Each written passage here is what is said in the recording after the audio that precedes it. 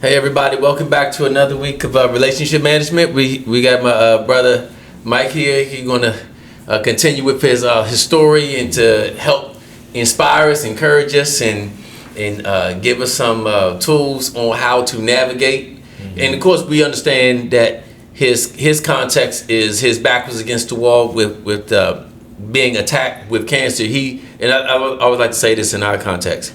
So he never had cancer. His body was attacked with cancer. There you go. And that's one thing we have to realize. In us, the people of faith, we never claim anything that we don't have. So, like for example, I would say this: if your house is dirty, in other words, you living in the house, but your house is dirty. Let's say you took a shower, because remember, the real us, the spirit us, is already healed. Mm. But our body is our earth suit, the house we live in. So, because my body may be under attack, that don't mean I don't have it. So meaning that, to give you a little theology on that, just to say that his body was in attack with cancer, but he never had it. And so we're just hearing his story on how he how God was able to bring him through that, and the things that he did in relationships and all those type of things. We just want to continue just to hear his story and be able to, through his story, where God can speak to you and give you tools on how to even maybe help you navigate your season of life. And some people, thankfully, you may not have had to be where your back was against the wall and where your life was threatened, under a threat. But at the same time, there are principles and things that he's sharing that you can still apply to your life. So just want to say, welcome back again. Of course, we're here. Michelle doesn't like me saying that, but we're here. And so we are going to pick up from where we left off again. We put it in bite sizes for the channel, but so we're here just going to continue on with our conversation and just really talk about the how you navigate it and move forward to that. So one thing I was thinking about as you were sharing, your story and how the good things about what you did to move forward. So I wanted to talk a little bit about the balance between grace and faith. What I mean by that is where you had a place where you were waiting on God versus you standing on what you believe in. Like, how was that, navigating that? So, in that, like, I'm gonna stick to it. Know I had done all the staying there for it. And I'm gonna move through it, and all those type of things, and that's good. But now, I feel like it brings the next fight. It's how long, when will it be the end of this tunnel? Yeah. You know what I'm saying? I'm putting the fight in, and at the same time every day, and then it's almost like where it could be a thing where you felt like, okay, God, when you want to come through? I'm trusting you here. I'm, all that type of thing. Yeah. And so, so just maybe talk us a little bit through that, and whatever else that maybe God may share with you along those lines. Yeah, that's good. That's a good one. I want to say rest first before I go, because I don't want to miss it. But in the beginning, remember the word rest. Okay. All right. In the beginning, there was a lot of read these confessions every day. All right. And I didn't even like reading at the time. Mm-hmm. So I'm like, you want me to read 4 pages of confessions that took 15 to 20 minutes, 4 to 5 times a day. Read these confessions and confess your healing. Mm-hmm. All right. And then, that's one thing. Yeah. Then go to these. I'm going to healing seminars. I think I might have went with you. Yeah, we went to one of them. I'm looking for the seminar to heal me. Right. I'm like, somebody gonna get healed. It might be me. You know what I'm saying? Right. I'm hoping that if I get here, then the Spirit of God can move, and then the cancer can fall off. And I'm like going with the expectation of being healed. But hindsight 2020, according to your faith, right? Mm-hmm. Somebody told me you just gotta believe, right? And I was like, bro, how can you tell me that I just gotta believe? Yes. If you ain't never been through what I'm going through, right? Mm-hmm. And then somebody else brought out the woman with the issue of blood. I said, dog, stop talking. Like, I kept hearing this story about this woman. I don't care how long she waited. I am not waiting 12 years. I can't do it. Right. And then when I said rest, it was that was the first battle. And when I got to the point in the hospital where I was like, I'm tired. Like, I'm tired of reading. I'm tired of working for what's supposed to be mine. I'm tired of the calisthenics. I'm tired of doing all this stuff in order to, like, hopefully get God to move. Mm-hmm. And so I said, all right, bet, this is what we gonna do. I said, God, I'm not reading no more. I'm not praying no more. I'm gonna listen to this music, and I'm gonna feed my spirit, and I'm gonna just trust you. And then that's when I began to rest in the finished work. And I didn't know in the moment what I was doing, but I no longer was working for something that was supposed to be mine. It said, you know how I get down with the Bible, right? But ye were healed, right? Mm-hmm. So if were is past tense, then that means it already happened. So if it already happened, why am I working for something that's already done? Right. So I said, all right, I'm done. Like, I'm not doing it. And this was big because I was taught this. Right. And my auntie, who was like my spiritual covering my whole life, she was like, read those confessions. And I had to go against everything I was taught, but I was so tired of the work. So I was like, I'm gonna just rest. And whatever comes with rest, that's gonna be the outcome. And I got to a point where it's like, I'm not afraid to die no more. Because I think I was working so hard for the fear of not being here. And I wasn't, like, I lost the fear of dying. And I just was like, if I'm going to trust you, bro, then this is what it looks like for me. Mm-hmm. And I was able to rest in knowing that God already came through. Like, not he's going to come through, he's going to see you out. Like, nah, he already came through. I just got to rest long enough. You know what I'm saying? And just don't move off of what I believe in. Yeah. So I think that you were working principles that you didn't know you were working. You know, a lot of times we do something, we didn't even know we were doing it. And then later on, like, oh, okay, so that's what I did. Right. And I think that for the listener, I think that a lot of times we hear those statements, because I'm big on definitions, meaning that, yes, I can hear you say rest, but if my interpretation of what you're saying isn't accurate, sure, yeah, I can still, because I misheard it or misdiagnosed what you said, then I can give the wrong application thinking that's what rest look like. Yeah, you know, because I think that, cause we grow up in a performance-based world, right? Where if you don't work, you don't eat. You know what I'm saying? If you don't lift the weight, you're not getting stronger. So, you know what I'm saying? Everything's based on performance, meaning that, you know, we put in a job application. Usually if you're trying out for a team, usually they bring on the people who are performing the best, meaning that everything in our world is about performance. So now I got to come to a place where you're saying, okay, everything I know is performing, because I just feel like, you know, as a pastor, I work with so many people from all different contexts, meaning that I'm saving, I'm budgeting, how come my money ain't getting better? Mm-hmm. I'm putting in these 3 jobs, it seems like I can't get out of debt. Yeah. You know, we're going to marriage counseling, we're putting this work in, it seems like the marriage is getting worse. Yeah. You know, I'm doing my confessions and I'm praying and I'm believing and I'm standing, and it seems like my body's not changing. Where, and it's almost like, okay, I know we're supposed to do something, but then now we say we gotta rest. Like, you know, say what exactly here's the thing does that mean? The crazy thing is, the rest was the performance.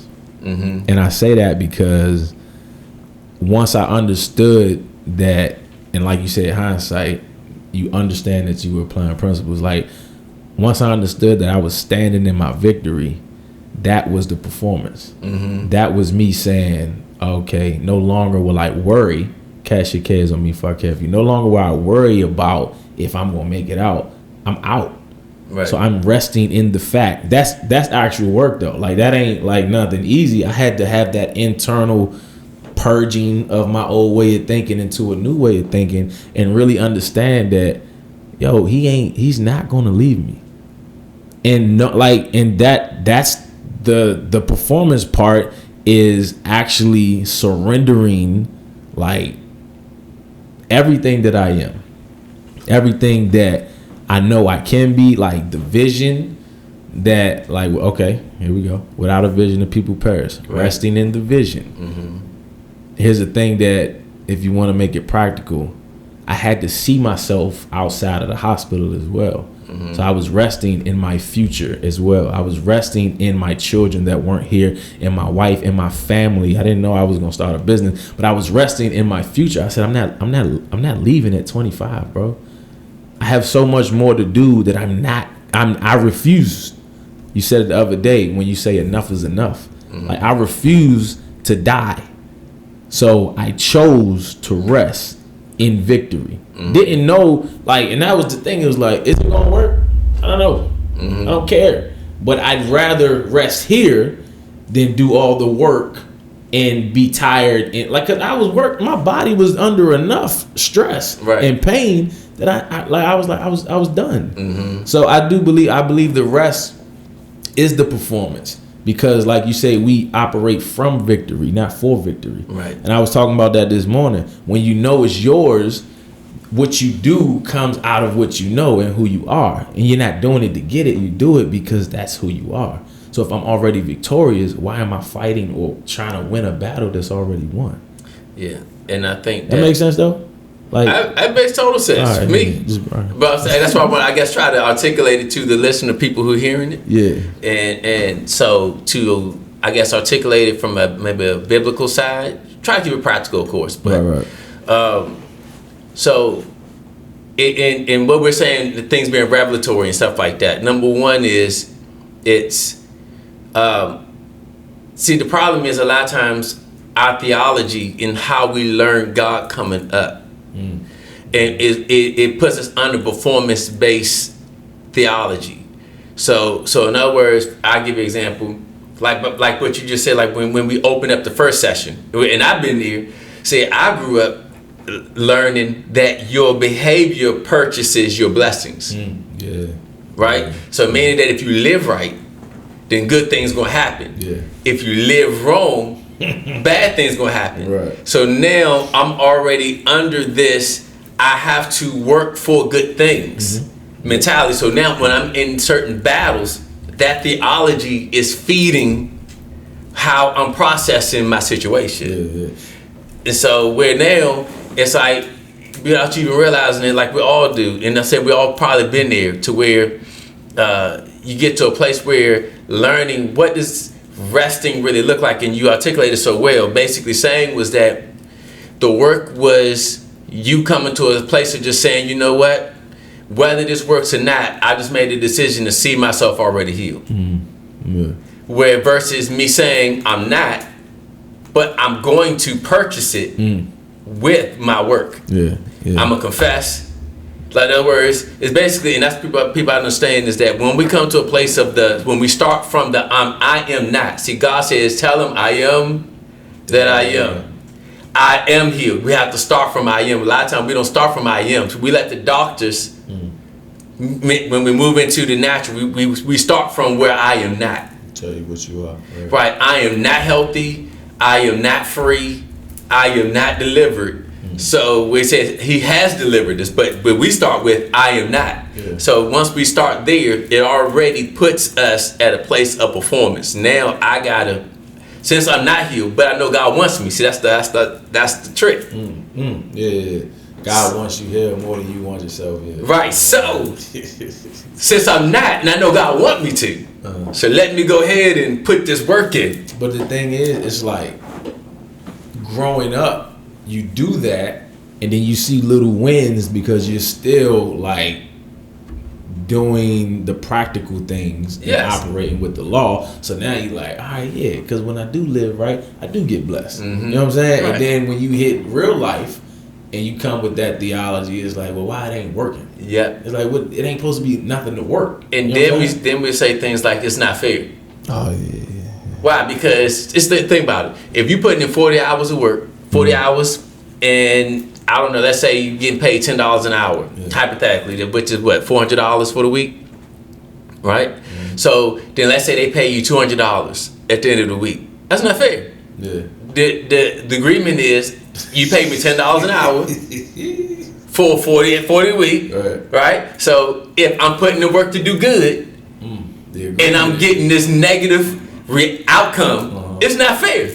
Because my whole faith is under this, performance system Now God So ain't fair. right. So now I'm, instead of just really believing and working through having that fight to push through, I'm feeling like, well, I did everything right. This is so unfair. What makes me think like it can create so much doubt and instability in that moment? Yeah. And I felt like, just knowing your story, that you were open to hear the truth, and so you were a little bit more, in my mind, a little bit more open to hearing another perspective, to be able to see if you could find, where you can see freedom in your faith, in your walk. That's just my Talking about during? Yeah, during. I mean, you better be open to something. Like, Yeah. Because what I was doing wasn't working, I tell you that much. So it was like, all right, it's really football. Like, that's how I looked at it. It was really football. It was really kill or be killed. And you might think it's crazy, but that was my mindset when I played. It was like, right, look, hey, yeah. That's what you understood? God used the way you understood it? Yeah. And it was like, kill or be killed. If I don't do it to him, he gonna do it to me. So I'm gonna have to run through his mouth. And I'm not gonna be on his highlight tape. He gotta be on mine. That was my thing every single time. All right. So cancer was like, all right, kill or be killed. Mm-hmm. And so at first I was like, I beat this joint on my own. Like, I'm not tripping. And I was like, get stronger, keep working out, keep fighting, keep confessing, keep doing all the work.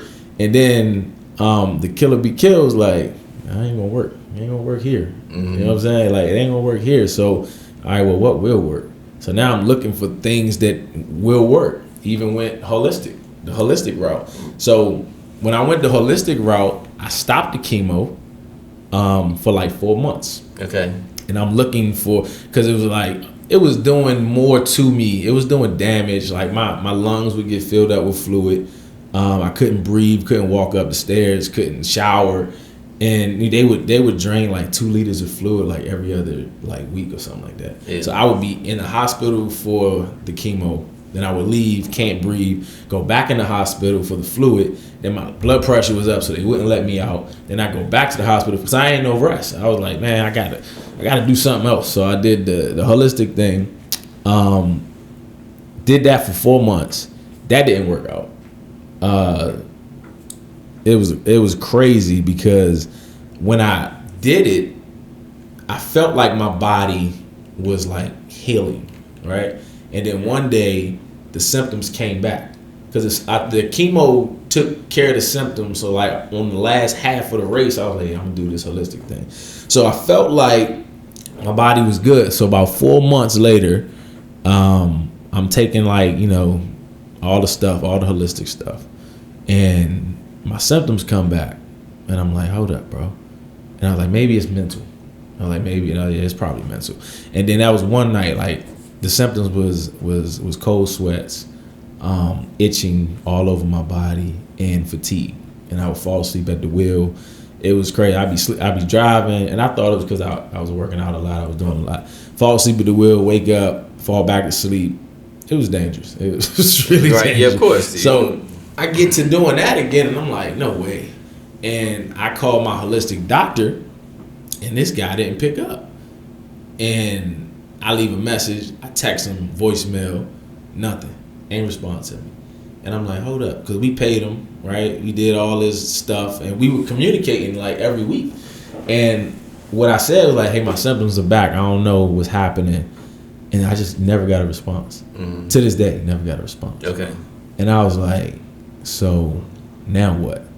And so like you said, I'm trying everything. Mm-hmm. Like, and in my head, like, well, try me. You know what I'm saying? Like, try God. Because right now, you trying to work for something, but just try trusting me, right? And so then, that's where you come in. I mean, you was already there, but the more you, like, poured into me, and it wasn't even like, I didn't even have the revelation I had today, but it was enough to get me to say, I'm going to believe that the cross was the work. Right. You know what I'm saying? And if you ain't open to it, then like you better find a way. Right. Or yeah, that's pretty much. Yeah. So I would say is I was talking to Michelle about it. With you, something you said as you was talking. Mm-hmm. It's I think sometimes one of the worst things you could say to people who are in a fight, believe God. Yeah. Because I've learned that like when I look at scriptures, right, and that's one thing I talk about where the disciples, they actually lay hands on the boy and they didn't see him get well. So Jesus never said, well, you need to believe God. You know what I'm saying? Right. I feel like, to me, because you tell somebody, how you telling me I'm not believing when I'm standing on the word and I'm doing these things, you say believe God, you know, to the point where sometimes, you know, our frustration sometimes it'd be like, I know it'd be mean to do if I really did it, but I just want to slap you right now. Just for the simple fact that you're telling me to do something as if I'm not doing it. Like, you get over here and then say, let's see if you gonna have that same feeling, believe in God. You know, say that. Just gotta trust him. Like, right. Okay. Yeah. And I just think that a lot of times we're not understanding that we shout out to Day, by the way. Day said that to me. Okay. I tell him every day. I was like, every time I talk to him, just gotta trust God, huh? And we laugh about it now, but I was like, man, that's crazy. Yeah. So one thing I want to tell everybody is, like, for example, in whatever situation you're in, most of the time, if you're doing things to try to better your situation, you're already believing God. Like that's already there. So that's not the problem. Yeah. The problem is a lot of times, to like what Mike alluded to, we just don't know how to rest yet in our believing. So and that's the part that we don't really get, is that it's not that I'm not believing, because you are, and it's not, because Jesus said you have faith as a mustard seed. We got enough faith, we're believing, all that kind of stuff. Sometimes we have certain theologies that's in there that won't let it move to its full potential. To me, I always use workout illustrations, or like food. Like my nutritionist, God bless his heart, he moved on to the afterlife, but he was telling me a story about one time, but he was training a lady on the nutrition, and she was cutting down, and so he said, I'm doing everything you're asking, but nothing would move. So what happened was, while he was sitting there, she chewing the packs of Big Red gum. I don't know if y'all remember those chewing gum, Big Red, and so she kept just chewing it. And when he said, how many of these you chew a day? He said, I don't know, like a pack a day. He said the sugarness was keeping everything else from working. That's crazy. So it's like you're believing, you're doing everything, but maybe there's something else that's running that won't let your believing work like it should. Yeah, when you said you have what you carry, right? Right. I think the biggest thing a lot of people believe is like, well, God is testing me. You know what I'm saying? So if God gave me this like that quote, God gives his hardest battles to his toughest soldiers. So people say that a lot. And so God gave me this cancer for me to learn something from. Right. So if I'm trusting in a God that gave me cancer, it's very hard for me to fully trust in him to ungive me cancer. You know what I'm saying? Exactly. Like, yeah, because it's now it's like, if I like, how can I believe in somebody when his character to me is a little shaky? Because if you gonna do something to harm me, which he said, I got plans to prosper you and not harm you, but if I think this harmful thing came from you, then I'm gonna have a hard time believing that you can bring me out because you want me in. Yeah. You know what I'm saying? So that's where the battle lies with people's God theology. The Lord giveth, the Lord taketh away. All this stuff that we were taught, that God is mad at you. God wants to teach you something. Like you said, life happens, and although I didn't bring this to your doorstep, I can take whatever's happening and make it work out for you. Right. But the whole fact that people think that God gave me this is what's holding people back from really understanding, like, because I can't think that I got victory if my person who gave me victory also gave me this. Right. Yeah, and then also I would say, like I heard the WhatsApp, right? It's almost like counterproductive. Sometimes we don't even hear ourselves. Like I think we have to be careful how we fill in the blanks. Because like as kids, and I've learned, when we get hurt, or as children, we build philosophies because we were never taught right, so we build our own philosophies. And that's where we have to be open to basically say, maybe I filled in the blank wrong, because basically saying, because I didn't know God and how it worked, so we start filling in the blanks and stuff. When I was a kid, I had friends from the neighborhood, they would say, when it's thundering, that's the devil beating his wife. I'm just saying, as kids, because we don't know, we just filling in blanks. That's what I'm saying, right? Or when it's raining, guys crying. Right, yeah, exactly, right? We fill in blanks. That's what it'll be. Like, we try to, because we don't understand everything, so we filling in blanks and trying to reason and try to make sense. But what I'm saying is this. Because we don't know, so this is what we'll do. So we'll be like, because I guess what I'm saying is like, it don't make sense because it'd be like, okay, I got sick. God did this. Why? Go to the doctors then. Like, in other words, don't go to the doctor if God is behind it. Right. That's crazy. Why are you taking chemo? Yeah. You know what I'm saying? Yeah. God gives us, toughest battles. Take everything. Do not fight it. Right. You know what I'm saying? Like, we don't even hear ourselves and how we fill in the blanks. Because I just think that we're trying to make sense of the battles. And so, because it don't make sense or why we're going through certain things, I think that's our way of coping with it. And where the enemy found to create a way to basically dismantle our believing. In other words, how can I say, hinder it with these other ideas. So like I said, so now I can't be all in, or I'm questioning God whether he really gonna get me through this, since there's a part of me that kind of have these ideas. Yeah. So yes, I'm believing, but I got these other ideas that says, will he? Yeah. And so now I'm fighting that. Right. And what does it do? Because one thing that you talked about that I feel like it's sort of the thread of your process and your breakthrough. Because one of the things that in resting is confidence. So in other words, I may not know exactly if it's gonna work out for me or not, but there's still like a sense of a confidence that part of me says we're going to get through this. And so casting that away your confidence, for it has great recompense of reward. Right. Yeah. So a lot of times our breakthroughs are not going to show up until we finally come to a place of confidence in our rest. Stuff. Yeah. And so that's where and that's the process. So that's why I would recommend to people, listen, y'all got, I don't want to come off like how do I put it? You got to be a part of a church that's teaching you, or hear people that's going to teach you the true nature of God and divide the word properly. Because you can, if you, like I said, rightly divide the word, which means you can divide it wrong. You can come up with your own reasons and make up stuff, and then now like, I don't know, we doing some crazy stuff where like, Lord, talk to me about what you want me to do next, and then you just open up your Bible and then it says, and Judas hung himself. I'm just saying, we're going to do, kill yourself, because you're not rightly divided the word, like not understanding the whole thing, just the way we can do things. But anyway, so we're going to hit the pause button here. Hold on. You want to say something? Go ahead. Real quick.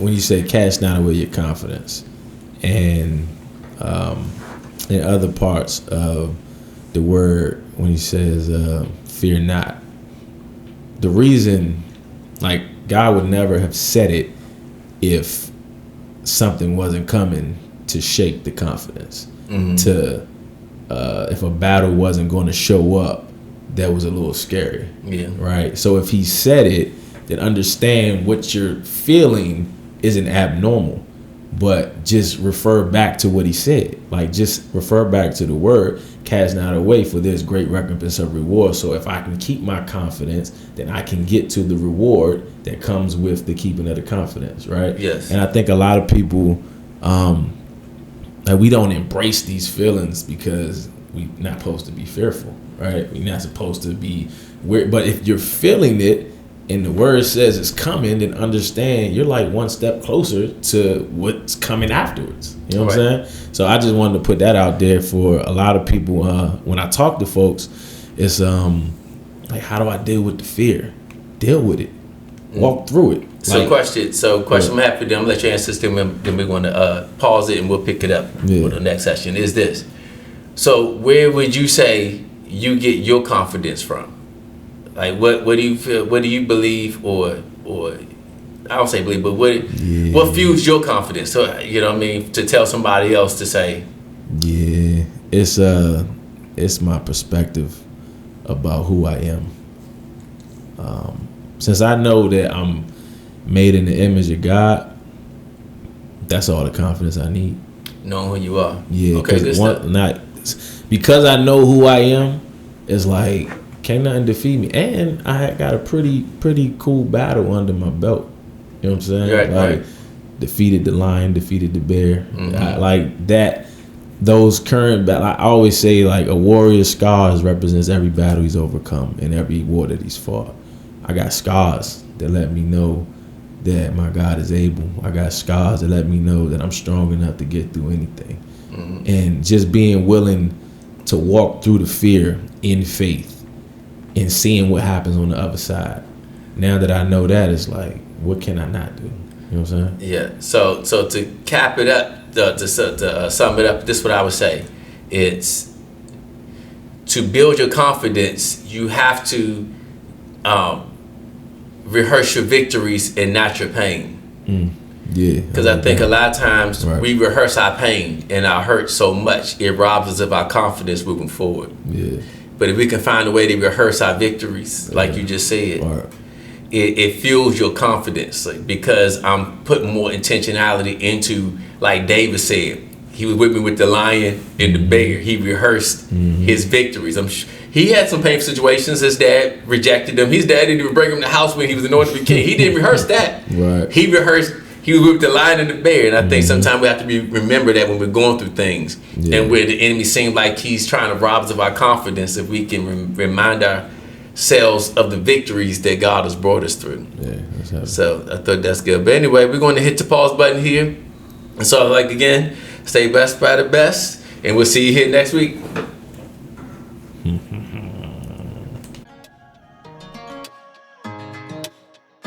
Thank you for joining Pastor Wayne Powell Sr. for this edition of Relationship Wednesday.